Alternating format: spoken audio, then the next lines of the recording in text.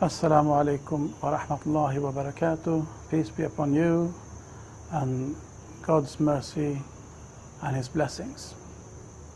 My name is Muhammad Muslim and I'm going to tell you how I came into Islam. I grew up in Sweden. I was born in the late 50s.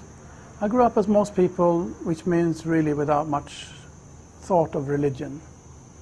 But as I got older, about 20, 21, I started thinking about what's happening around in the world.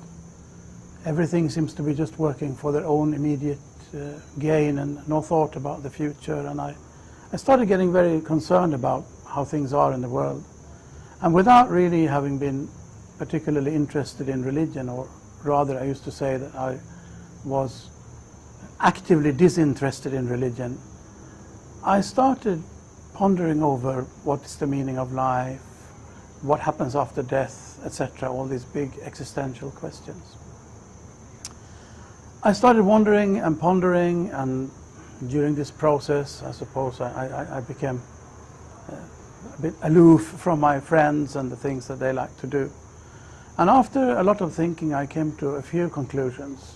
One was that there has to be one truth.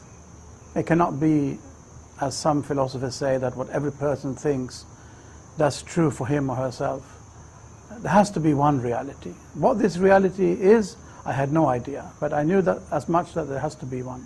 Maybe no one in the whole world realizes it. Maybe some people realize and some don't. I certainly did not. And also I thought that all these questions that are going around in my mind, they have only one answer. And this one answer will be so simple that 1 and 1 makes 2. It has to be simpler than that. But after this, it was as if there was a barrier. I could not get any further just by thinking and pondering and wondering by myself, as if I needed some outside assistance. There was a wall that I could not scale. Anyway, during this process, I also quit college for the 4th time, and I went to the north of Sweden where my sister and brother-in-law had a farm. They were trying to live original lifestyle. They used to call them the green wavers, like the green wave. There was a green wave in the 70s, people trying to get back to a more natural way of life. So they had this goat farm in the north of Sweden, living a very traditional, old-fashioned life. I went there to live with them and found a little cottage up in the forest on a mountain and started living there all by my own. Ever so often I'd come to my sister for some company and some food. And one day when I was sitting in my sister's house, this man walked in through the door. And he had a big beard, an enormous turban on his head. And it was something I'd never seen the like of. I had never really heard about Islam. If someone would have asked me, what is Islam, or who is Muhammad, what is the Quran, I would have had no idea what to answer. Anyway, this man came in and we started talking and chatting a bit. And to make a rather long story short, when I was going up to my little cottage in the evening, he followed me. Now this was near midsummer in the north of Sweden in 1980. And through this very short and bright summer's night, this man started telling me about Islam. I don't really remember what he said, but I do remember the impression that he left me with. I got this impression that this man, who was rather older than I was at that time, I was 21, he was in his maybe early or even late 40s.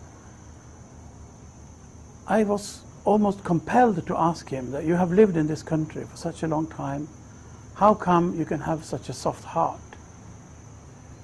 Now this must be rather a strange question to ask someone that you have known for a total of a few hours, but his answer was even more strange, because he said, I don't know if I can explain it, but maybe I can show you.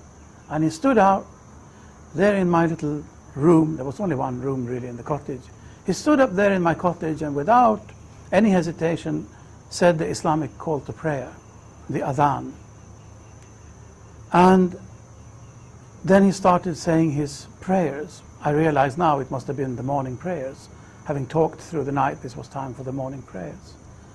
And as I was sitting there on my little kitchen, traditional Swedish kitchen settee, of a wooden settee, I was sitting there cross-legged in a corner of the settee, and he was now praying in front of me, showing me how to keep your heart soft in this harsh and cold world. But it was so powerful, it was overawing. Out of awe, I was not even able to watch. I had to lower my gaze. So I'm sitting there in the settee with my gaze lowered, and he is praying there in front of me. After praying, after his prayers, he sat down and did some meditation, you can call it, some dhikr, we call it in Islam, some remembrance of God. And I do not honestly remember now if it was during the prayers or after the prayers, during the remembrance, that it was like there was and this sounds almost a bit funny, but as there was a ray of light from the heavens straight into my heart, that there is only one God. Suddenly I just knew there is only one God. And I realized that this person, this man, he has what I'm looking after. You know, this is the thing, at least for me. So I decided there and then to follow him. He had mentioned through the night when we were talking that he was going to Pakistan. He had his, I think he used the term his guru, meaning his spiritual leader in Pakistan. We do not use the term guru in Islam, but to make me understand what he meant, I think he used that term. And I'm going to visit him, so if you dare, you can come with me.